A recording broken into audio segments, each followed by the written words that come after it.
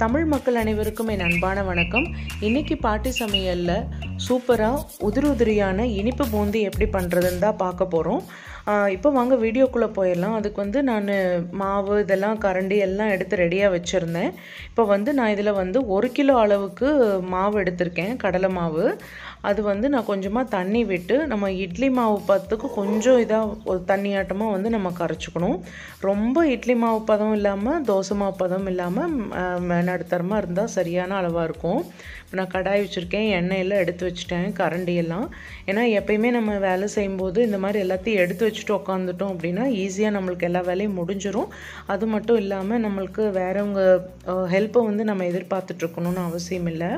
So இந்த மாதிரி கட்டி இல்லாமல் நல்லா மாவு நல்லா கரைச்சிக்கிறேன். இந்த சின்ன சின்ன கட்டிகள்லாம் ஆரம்பத்தில் வரும், நல்லா பீட் பண்ணிட்டோம் அப்படின்னா அந்த கட்டியெல்லாம் உடஞ்சிரும். இப்போ நம்மளுக்கு ஸ்மூத்தான ஒரு பேட்டர் ரெடி ஆகிடுச்சு. ஸோ இந்த பதத்தில் மாவு இருந்துச்சு அப்படின்னா நல்லா குண்டு குண்டாக வரும்.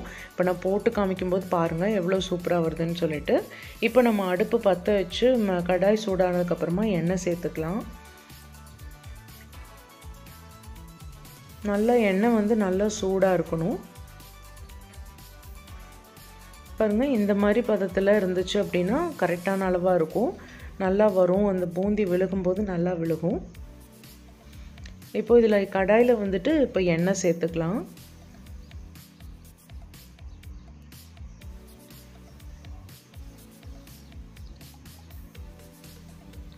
ஒரு லிட்ரு எண்ணெய் சரியாக இருக்கும், அதுலேயே மிச்சமாகும்.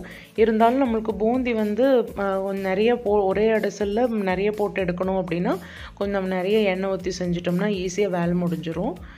இந்த மாதிரி பூந்தி கரண்டி வாங்கும்போது ஓட்டை கொஞ்சம் நல்லா ஓரளவுக்கு பெருசாக இருக்கிற மாதிரியே வாங்கிக்கோங்க. அப்போ தான் நம்மளுக்கு பூந்தி நல்லா உருண்டையாக நல்லா விழுவும். இப்போ நல்லா எண்ணெய் சூடாயிருச்சு. இப்போ பூந்தி போட ஆரம்பிச்சிடலாம்.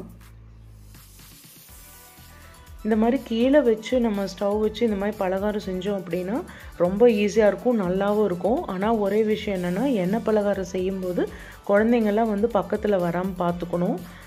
பாருங்கள் எவ்வளோ சூப்பராக குண்டு குண்டாக விழுகுதுன்னு சொல்லிட்டு. இந்த மாதிரி மாவு பதம் இருந்துச்சுன்னா இவ்வளோ அருமையாக வரும்.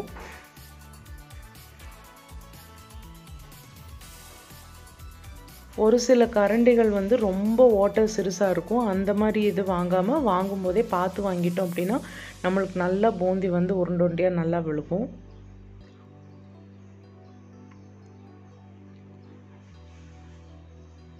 இப்போ லட்டுக்கு கொஞ்சமாக அந்த ஒரு சூடு காமிச்சு லைட்டாக அந்த மொறுமொறுப்பு தன்மை வந்தோடனே நம்ம எடுத்துருவோம். கார பூந்தி பண்ணும்போது பார்த்தோம்னா கொஞ்சம் விட்டு கொஞ்சம் கலர் சேஞ்ச் ஆனதுக்கப்புறமா எடுப்போம் இல்லையா. இப்போ நம்ம லட்டு பதத்துக்கும் கார பூந்தி பதத்துக்கும் மீடியமாக இருக்கிற மாதிரியா எடுத்துக்க போகிறோம். பாருங்கள் இந்த மாதிரி அளவு கரெக்டாக இருக்கும். இப்போ நான் இதை எடுத்துக்க போகிறேன். இப்போ நம்ம பாத்திரம் எதில் ஸ்டோர் பண்ணி வைக்கிறோமோ அது நல்லா நம்ம தொடச்சிட்டாலும் ஒரு வாட்டி நம்ம ஸ்டவ்வில் வச்சு ஹீட் பண்ணிவிட்டு போட்டோம் அப்படின்னா ஸ்வீட் ஐட்டம்ஸ் எல்லாம் இந்த ஃபங்கஸ் ஃபார்ம் ஆன மாதிரி பூசணம் பிடிச்ச மாதிரி ஆகும் இல்லையா, அந்த மாதிரி ஆகாமல் இருக்கும். ஸோ அது ஒரு சேஃப்டிக்காக பண்ணுறது தான். இந்த மாதிரி சுற்றி வர எல்லா பக்கமும் சூடு காமிச்சிட்டு அப்புறமா நம்ம இந்த பலகாரங்களை போட்டு வச்சோம்னா கொஞ்சம் நல்லாயிருக்கும். இப்போது காரம் போட்டு வச்சோம்னா ஒரு பேப்பர் போட்டு நம்ம போட்டுக்கலாம், ஆனால் ஸ்வீட் அப்படி போட முடியாது. அதனால இந்த மாதிரி கொஞ்சம் சூடு காமிச்சு போட்டோம்னா நம்மளுக்கு ரொம்ப நாளைக்கு கெடாமல் இருக்கும். அதுக்காக தான். இப்போ இதே மாதிரி எல்லா மாவையும் நான் பூந்தி இப்போ போட்டு எடுத்துக்க போகிறேன். இப்போது எடுத்துட்டு கடைசியாக உங்களுக்கு காமிக்கிறேன் பாருங்கள்.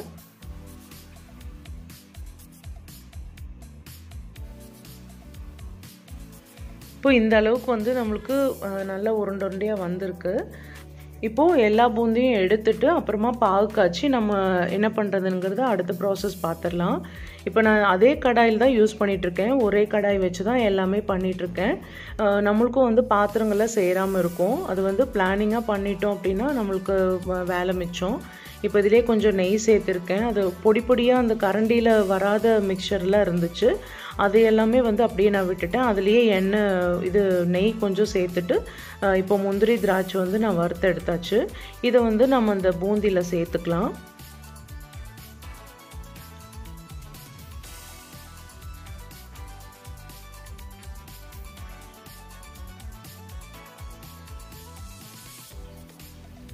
இப்போது கரெக்டாக வந்து நான் 1 கிலோ அளவுக்கு மாவு எடுத்திருந்தேன். இப்போது நான் வந்து கொஞ்சமாக இதில் கடாயில் தண்ணி சேர்த்துட்டு 2.5 கப் அளவுக்கு நான் வந்து இதில் சர்க்கரை சேர்க்குறேன். இந்த கப்பில் இது வந்து 120 ml போட்டிருக்கு. அதில் வந்து 2.5 கப் அளவுக்கு நான் சர்க்கரை சேர்த்துருக்கேன். இப்போது நம்ம லட்டு பிடிக்கிறதுக்காகட்டும், இது மற்ற ஏதாவது ஸ்வீட் பண்ணும்போது வந்து ஒரு மாதிரி கம்பிப்பதம் வந்து கொஞ்சம் விட்டு விட்டு வரும். ஓரளவுக்கு பிசுபிசுப்பு தன்மை இருந்தால் போதும்.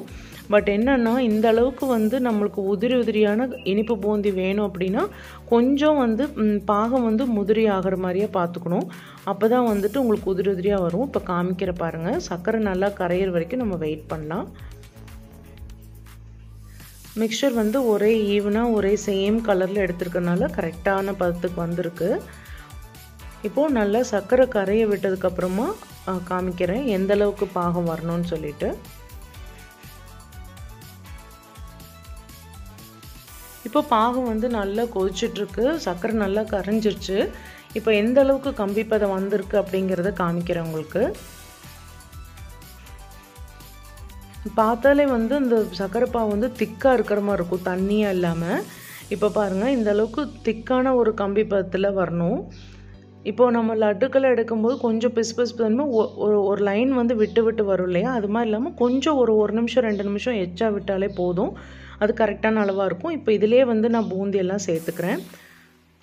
சேர்த்து நல்லா கலந்து விட்டுறலாம். விட்டுட்டு கொஞ்சம் கை பொறுக்கிற சூடு வர வரைக்கும் இதை நம்ம அப்படியே ஆற விட்டுற போகிறோம்.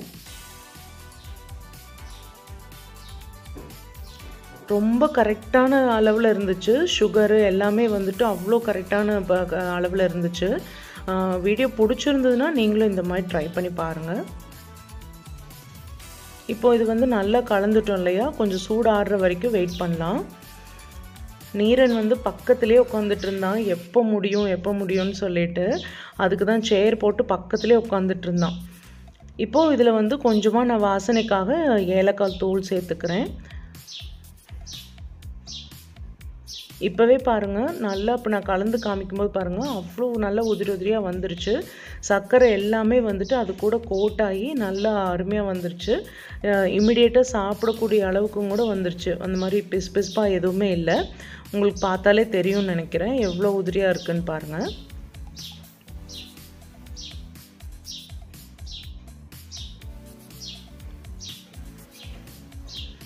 ஸோ இதே மாதிரி இந்த பாத்திரம் ஸ்டோர் பண்ணுறதுலே கூட இந்த மாதிரி நல்லா தொடச்சி எடுத்துகிட்டு ஒரு வாட்டி சூடு காமிச்சு தான் நான் இந்த பாத்திரம் வச்சுருக்கிறேன். கொஞ்சம் கூட தண்ணி இல்லாமல் பார்த்துக்கணும், அப்போ தான் ரொம்ப நாளைக்கு நம்மளுக்கு கெட்டு போகாமல் இருக்கும். ஸோ இந்த மாதிரி ஒரு சம்படத்தில் வந்துட்டு நான் இதை எடுத்து வச்சுக்கிறேன். இப்போ பாருங்கள், அப்படியே கலகலன்னு சவுண்டே கேட்குது, அந்த அளவுக்கு நல்லா உதிரி உதிரியாக வந்திருக்கு. அந்த பிசுன்னு இருக்கிற பூந்தி அது ஒரு டைப்பு. இது வந்து எங்கள் பசங்களுக்கு ரொம்ப பிடிக்கும், அதனால இந்த மாதிரி நான் பண்ணியிருக்கேன். இந்த மாதிரி உதிரி உதிரியாக இருக்கும். கைப்படாமல் இதிலே ஒரு ஸ்பூன் போட்டு வச்சிட்டோம் அப்படின்னா தேவையான போது ஒரு கரண்டியில் எடுத்து நம்ம ஒரு பவுலில் போட்டு சாப்பிட்றதுக்கு வசதியாக இருக்கும். ஸோ இந்த மாதிரி சம்படத்தில் போட்டு இந்த மாதிரி ஸ்டோர் பண்ணிக்கலாம். பாருங்கள் எவ்வளோ சூப்பராக வந்திருக்குன்னு சொல்லி. பூந்தி வந்து நல்லா குண்டு குண்டாக நல்லா வந்திருக்குது, ஈவனாக இருக்குது. என்ன ஃப்ரெண்ட்ஸ், இந்த ரெசிபி இந்த வீடியோ உங்களுக்கு பிடிச்சிருக்குன்னு நம்புகிறேன். பிடிச்சிருந்ததுன்னா லைக் பண்ணுங்கள், ஷேர் பண்ணுங்கள், கமெண்ட் பண்ணுங்கள், மறக்காமல் சப்ஸ்கிரைப் பண்ணிடுங்க. அப்போ தான் நான் போகிற எல்லா வீடியோஸும் உங்களுக்கு நோட்டிஃபிகேஷனாக வரும்.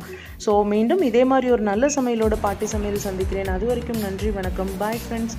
தேங்க்ஸ் ஃபார் வாட்சிங்.